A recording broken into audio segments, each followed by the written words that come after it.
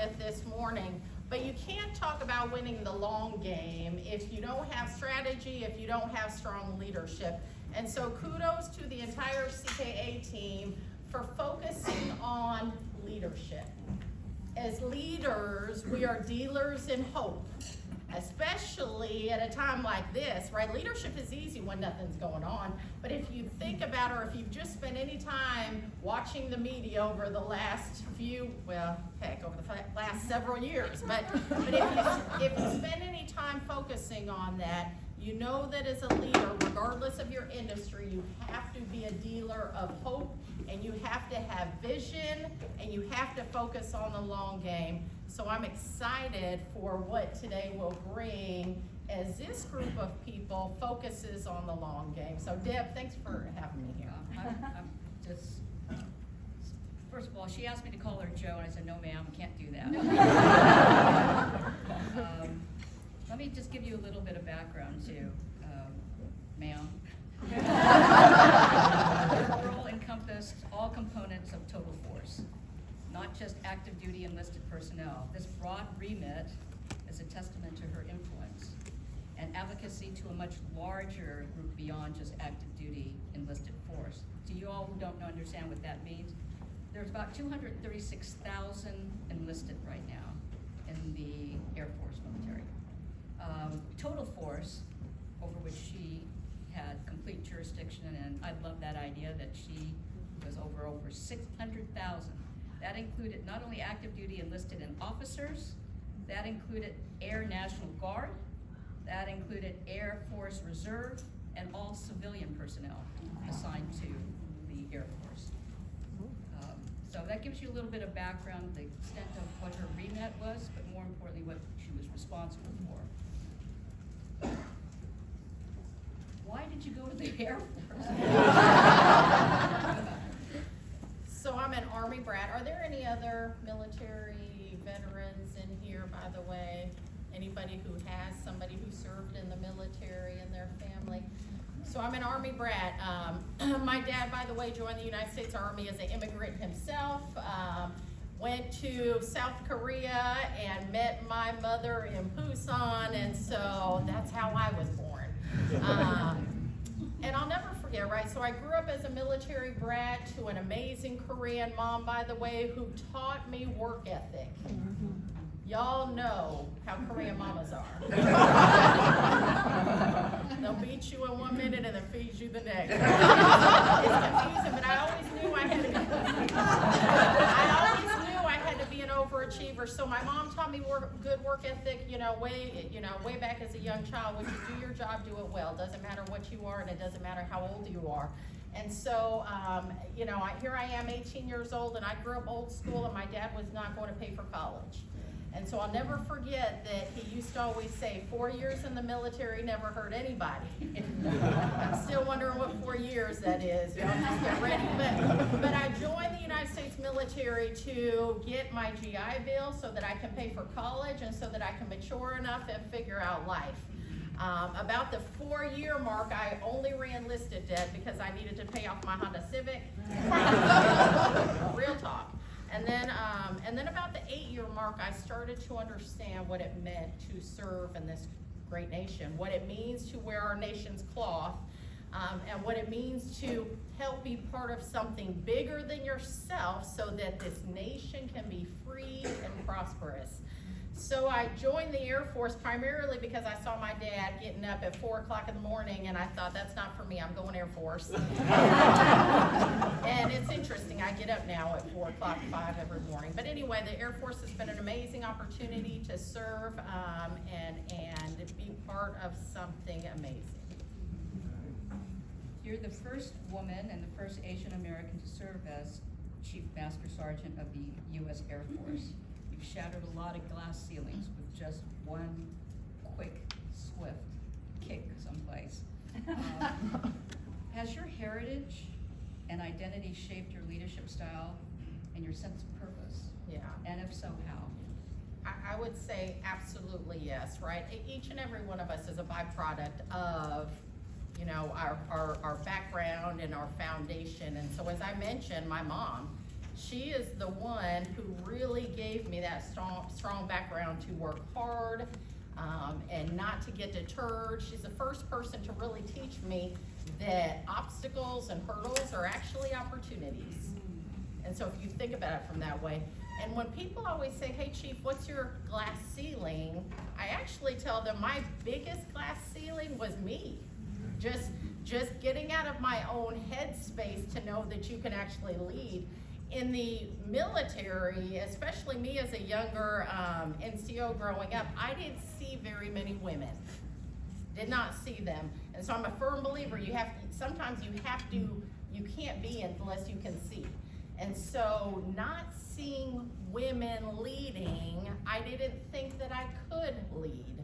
And so I had to get out of my own way and realize that I have all of the skills and the strengths and the talents to lead, and all of those things are actually, helping me to be the strong leader that I need to be. And so it was getting out of my own way so that I could then rise to my full potential. How did you so we had a women's breakfast the other day, y'all, and I heard a lot of women in that room say the same thing you did. How do I punch up? How do I punch out? Yeah. Was there a moment when you just said, well, damn, I can do that? Or was it a series of constant reminders to yourself? Yeah. I can do that. I don't see any other women doing it, but what the hell? I've got, like you said, you had your little mama there telling you. Yeah. I think that for me it was a series of that, but I will also tell you that what you put in and what you feed yourself, what you feed your mind really does matter. I was young in my career when I read a book called Lean In. If you haven't read it, especially for the women in here, you need to read it because it reminds you that you have a seat at the table. And that was very empowering for me because, again, I don't know that I felt like I had a seat at the table. I would often take a seat back. I would think, when I thought about strong leadership, I thought about folks like my husband or other leaders, but they were never women leaders until I read that book. And then when I read it, I realized that I'm actually a badass. And I need to take my seat at the table, and I need to make sure my voice is heard. But that doesn't come just right with position, authority, or anything like that. It takes work. That means you have to be the master of your trade. That means you have to be competent. That means you have to be credible, that you can't take a handout, that you actually have to do the work to earn a seat at the table. Yeah, that's great. Damn, that's great, right?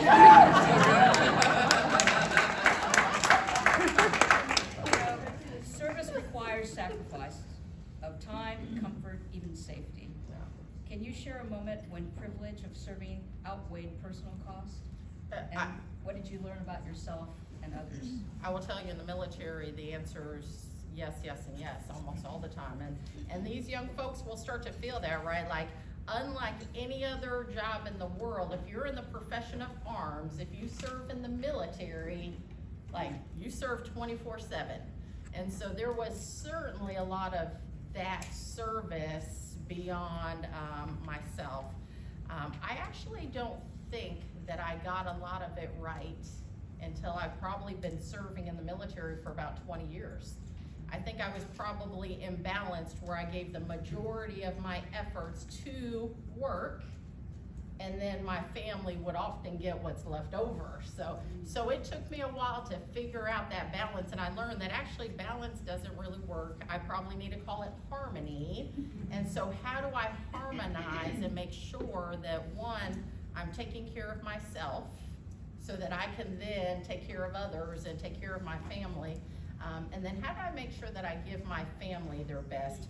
It's an everyday struggle. Like, there is nothing easy about it.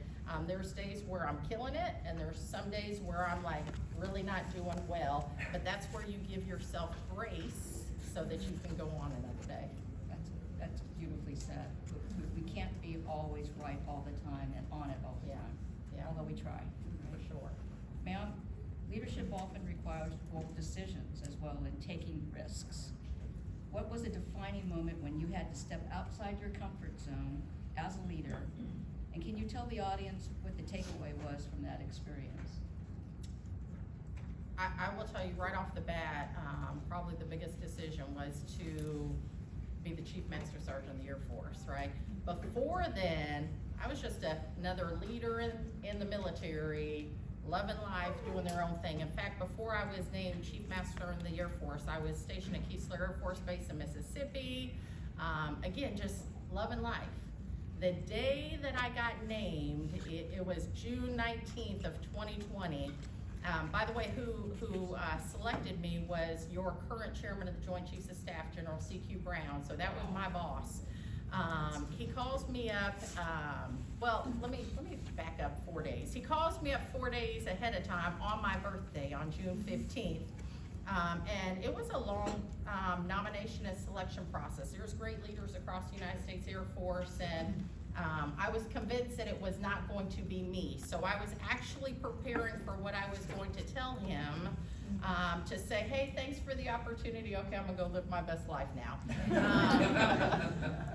So he calls me on my birthday, and as I'm practicing, right, like, what am I gonna say? He's like, hey, I just selected you. You're about to be the next Chief Master in the Air Force. And I hadn't prepared for that, and I didn't know what to say. And the only thing I could say to General Brown is, sir, you made the right damn decision. And then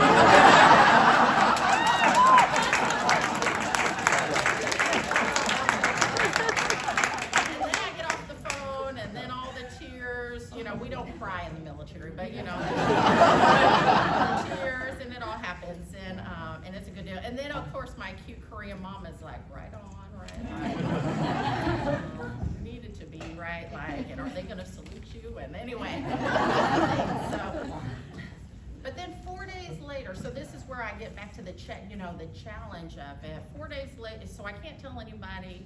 4 days later, it becomes public announcement. And the Air Force announces it first, and then where's the media folks in here, by the way? And then media gets a hold of it, and national media, and like all the things, and media's calling now Keesler Air Force Base, and they're calling my exec in my office, and they're like, hey, you know, we want to talk to the chief. What kind of Asian is she? I never put on myself that title, the first female, the first Asian American. That was media, by the way. And then my sister calls me up the next day, and she's like, dude, you're on Wikipedia. I didn't put myself on Wikipedia. And my dad's calling me up, and he's like, hey, they have me down as an Army colonel. I'm a warrant officer. Can you fix it? and all the things. And by the way, half of what was in Wikipedia was wrong. So that's a topic for another day. One day I want to talk to y'all about national security, because I'm deeply concerned, especially in the information space, right? Where he who puts the information out first wins, even if it's true or not. So half the information in Wikipedia was wrong about me, whatever, but that's when you learn. Don't read the comments. Now, instead of just being a normal leader in the military, right, I'm at a position of influence, a position of public position, where now just the darts come, and I learned a valuable lesson that if you're a leader, this isn't a popularity contest, and you can't get just sucked in by the critics, because there was an article from a mainstream newspaper that my sister sent me, and it said, first female Chief Master Sergeant of the Air Force, was in the Air Force 27 years. And in the comments, somebody wrote, she might have been in the Air Force 27 years, but most of it must have been on her back. Wow. And so here, again, I have an amazing Army husband who keeps me grounded. And for years, he would always remind me, don't take stuff personal, keep going, take the hard right. And so when I get home and tell him that, his same stand, like, don't worry about it, shake the dust off your boots, and I'm like, that's bullshit. And so, and I'm sorry, I don't cuss, I'll pray.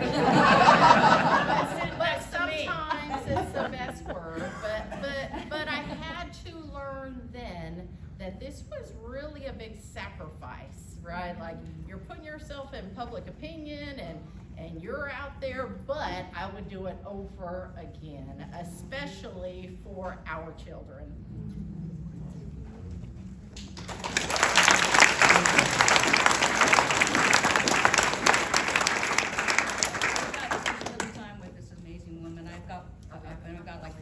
questions I want to hit her with, but one that I wanted to ask her personally.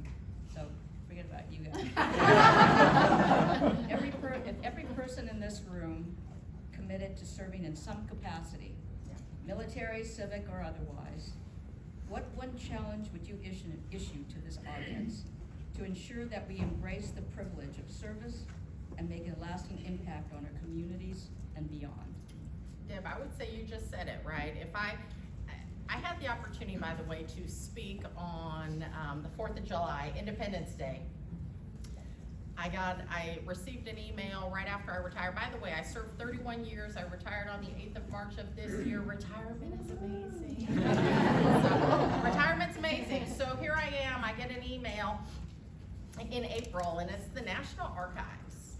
And they're like, hey, we'd love for you to be our keynote speaker on Independence Day on the street, like, and give a keynote. And I looked at my husband and I said, no, hard no, right? Like, I'm not gonna go and speak on the next steps of the National Archives. Like, if I speak to the military, they have to listen, right? Like, if I speak to American public, they could throw tomatoes. But what I share, but I decided, again, get out of my comfort zone. That's another leadership lesson, right? Like, we all have to get out of our comfort zone. I got out of my comfort zone. I said, okay, I'm gonna do it because I feel like I have something to say. And it really was that.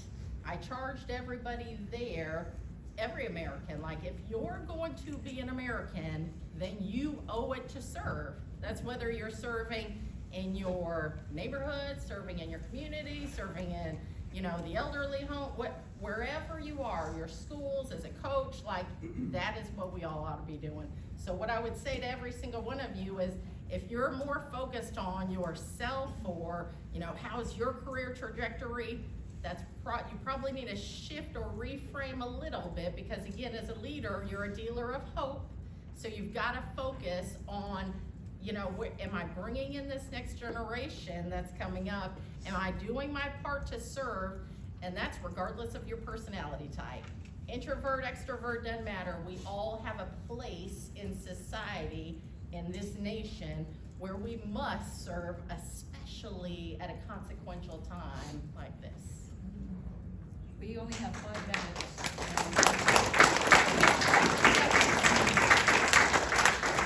Well, we have about 5 minutes left, and I know some of you want to pose questions to her. I'll open it up, but I also want to ask her one more thing. Yes, sir. Well, first of all, thanks for the presentation, phenomenal. So I have to go back and ask you a question about your hesitation about getting promoted to Master Sergeant, and the fact that you thought you weren't going to get the position. And I want to ask, maybe it's a little bit of gender, maybe it's ethnic background that we have, but I'm pretty sure that there are a lot of majority male, white, maybe if I could go there, they probably thought they were going to get the job. You didn't. And I'm curious as to why you think you felt that way, and what lessons all of us could sort of take from that, because at the same time that you don't want to be too cocky, you also want to be able to know your value and be able to assert it in the appropriate way. So would love to know what your thoughts are on that, and how we can all sort of take away from that and assert ourselves, but maintain humility and grace along the way. Yeah, thank you. I think it gets back to that notion, and this isn't all inclusive, right? But what I would say is, it gets back to that notion that sometimes you can't be what you can't see, right? And so never having seen a woman Chief Master of the Air Force, or in any branch of service, by the way, never having seen a woman, never having seen a minority, right, like Asian American, Korean American, it wasn't in my cross checks. Was I strong and confident in who I was? Absolutely. But very self-aware that we don't own the decision space on if we get selected to positions or not. And so I was probably more so bracing myself. Did I think that I could do it? 100%. Do I think I could do it better than the others? 100%, right? But it gets back to, I think, expectation management. That's why I talked about the book Lean In, especially for women, because women often kind of undersell themselves or underthink themselves, and men don't. Like, it's in my own household. My husband thinks he's way better than he actually is.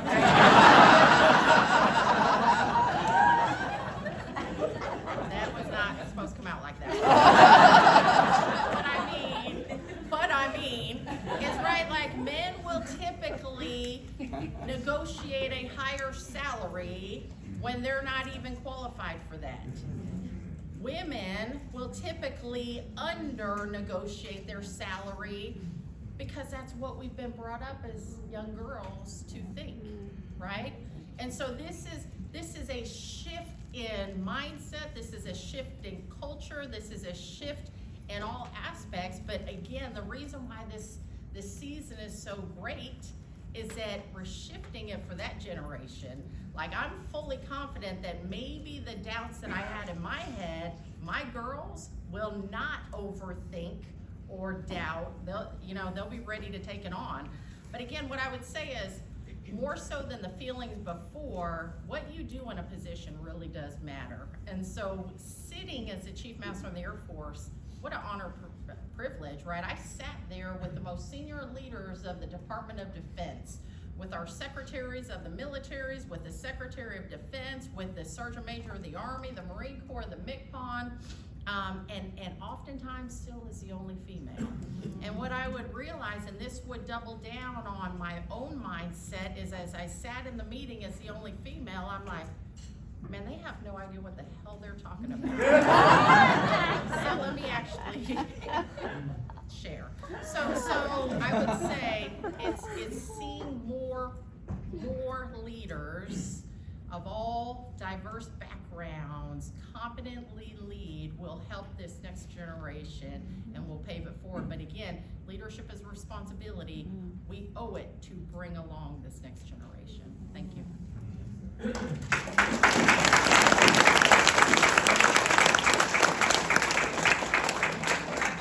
take a poll before we got up here. I know you want to ask a question. Can I just ask one? Hi, thank you so much for your remarks. Really inspiring. As I'm listening to you and just you speaking so incredibly well from the heart, do you have any interest in running for office? And